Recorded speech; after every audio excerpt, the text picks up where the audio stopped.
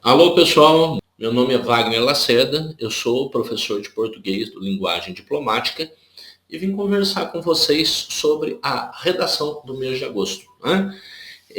Nós sempre temos simulados de segunda fase, o exercício, o resumo, a redação, no caso aí de português, que você pode fazer conosco, né? Pode contratar esse serviço e tem sido muito legal. Porque a gente conversa, né? Quando você manda o seu trabalho, eu corrijo, marco os erros, dou retorno, fica bem bacana. Né? É um trabalho bem legal que eu acho que pode ajudar muito. Perfeito? A redação do mês de agosto, eu escolhi um tema, eu tenho tido cuidado, não é fácil escolher esses temas, não. Eu tenho tido cuidado de variar, né, nos temas, mesmo no resumo, né, texto de filosofia, de economia, de história, de literatura, para ficar o mais abrangente possível. Esse texto era um trecho de uma entrevista do Márcio Pockmann, né, Trabalho e Novas Formas de Luta na Era Digital, que fala sobre as relações de trabalho nessa nova era digital, que têm sido diferentes, né? Têm sido muito diferentes, é fato.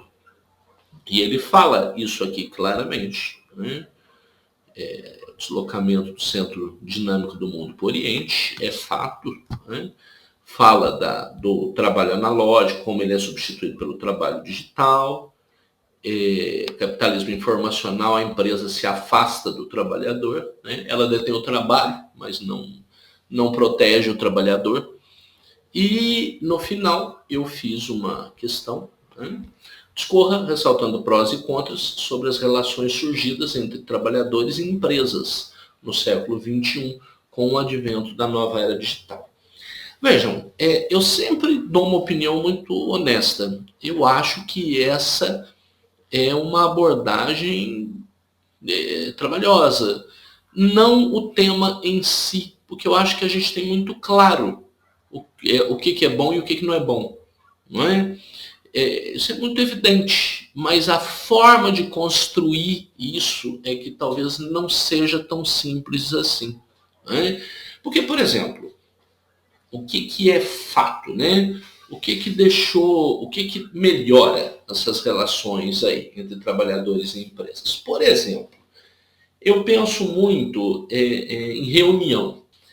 E com a pandemia, né, vieram as reuniões online, que deveriam ficar. Né? A gente consegue, não muda nada. Eu acho que tem coisa que o online não substitui, mas reunião, para mim, é óbvio.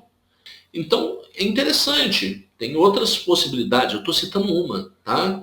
Porque por isso era uma possibilidade, você desfiar isso, né? Tem as próprias relações de deslocamento, né? Se é relação de trabalhador e empresa, sim, claro que é. Né? O tempo que um trabalhador gasta, nós sabemos. Às vezes tem gente que demora 2 horas, 2 horas e meia para sair de casa e chegar no trabalho. Isso é um absurdo. Então a gente pode, por exemplo, mudar essa relação. Numa cidade muito grande como São Paulo, por exemplo, será mesmo que precisa que o trabalhador esteja todos os dias na empresa? Será que algum dia ele não pode fazer de casa?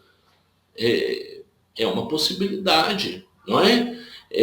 Às vezes, claro, eu entendo, tem trabalho que não dá, mas tem trabalho que dá. Enfim, isso era uma forma de você levantar os prós. Né? Por outro lado, os contras também são muito evidentes. Né? Hoje em dia, a maioria das empresas lava a mão. Né? Não, eu não tenho tem nada a ver com trabalhador aí, não. Né? Vocês sabem, por exemplo, os serviços fornecidos por aplicativos, isso é muito claro, né? Eu estou aqui, eu só repasso o dinheiro, vocês fazem o contato pela plataforma e se acontecer alguma coisa.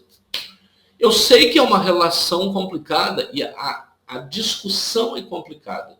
Vamos obrigar o aplicativo X ou Y a pagar todos os direitos trabalhistas e tal. Aí, em compensação, você aumenta, diminui a oferta de trabalho e a renda cai.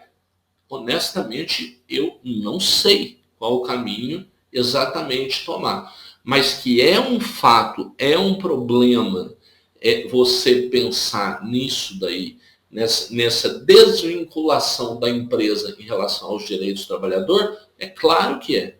É evidente que é. Qual que é a solução? No momento, não sei. A gente precisa discutir isso. Precisa, mas não achar que está tudo certo, né? Ou seja, digamos aí, os lados negativos também são muito evidentes. Então, isso não é difícil. Agora, a construção disso, né? O que eu penso? Aquele número que eu sempre falo para vocês, né? 8 parágrafos, 8 vezes 8, né? 8 vezes 8, 64, nós precisamos de 65, um vai ficar um pouquinho maior. A ideia é você apresentar um quadro introdutório onde você relata um pouco dessa mudança, fala da pandemia, né? Eu acho que muita coisa que tem acontecido no meio virtual, digital, ia acontecer. A pandemia foi o catalisador, ela acelerou, né? Aí você fala sobre tudo isso, faz um quadro para você começar a argumentar. Aí é tranquilo, porque se você pensar que você tem aí 5 parágrafos, né, pensando 2 para introduzir, 5 e 1 para concluir, mais ou menos, você pode dividir 2 parágrafos falando de coisas boas, 2 parágrafos falando de coisas ruins e tentar fazer ali um raciocínio geral já apontando para a conclusão em cima dessa balança aí. Né? Você não precisa ter um ponto exato, porque é o que eu falei para vocês, tem coisa aqui que eu não sei. Né? Precisa ser responsável pelos direitos do trabalhador? Sim. Mas como fazer isso sem onerar o serviço e diminuir a oferta, o que consequentemente diminuiria o lucro da empresa e, obviamente, por extensão, do trabalhador? É complicado. Mas você precisa fazer a discussão. Não necessariamente chegar a uma conclusão exata, porque às vezes não é possível fazer. Não é? E aí, como é uma redação?